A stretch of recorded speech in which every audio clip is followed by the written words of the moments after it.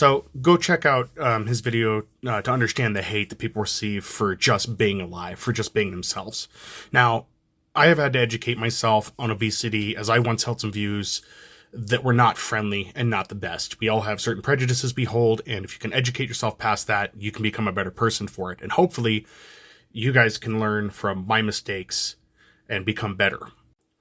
While I do not condone glamorizing obesity, I do understand that people don't want to feel like shit for just being themselves and for just being alive. You should do all that you can to improve yourself. But that being said, there are a ton of barriers in the way, and it's not as easy as just working out.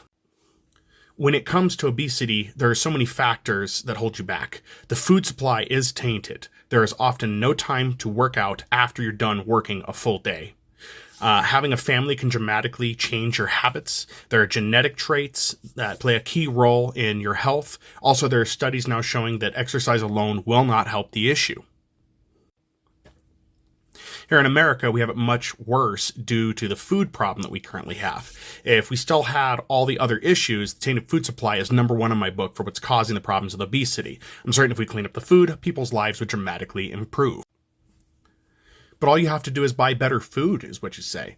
That is not as easy as it sounds. With the cost of living already crushing people, buying better food that costs more is out of reach for far too many people. Even with that, here in the US, food standards are so loose, even the healthy food is not that much better. Foods listed as organic, for example, are not as clean or as good as you may think. A quick Google search will show you that the standards for organic listing is very, very loose in what it contains. Granted, the broad rules are very clear, but when you get in the details of it, it's really bad. In addition to that, then you have the non-GMO labeling, which in itself, if you look at who runs that in the standards, is not so good either. Insulting people and making them feel like dirt for something that they're having a hard time with that they may actually not be able to control is not going to help them lose weight. It's not going to magically make them drop the pounds because you crafted the correct insult to get them in a place where they just decided, oh, I've had enough of this and I'm done. It doesn't work that way. It's not going to happen. What you should be doing instead is supporting initiatives that improve the quality of food within this country, that improve standards that make sure the food we're getting is actually clean and good for you. That would do so much to help so many people, even those that aren't at risk of being obese or are obese at this point. For all, it would improve the quality of life. So that's how you solve the problem. That's what you should be doing. But yeah, don't be insulting people because they're overweight.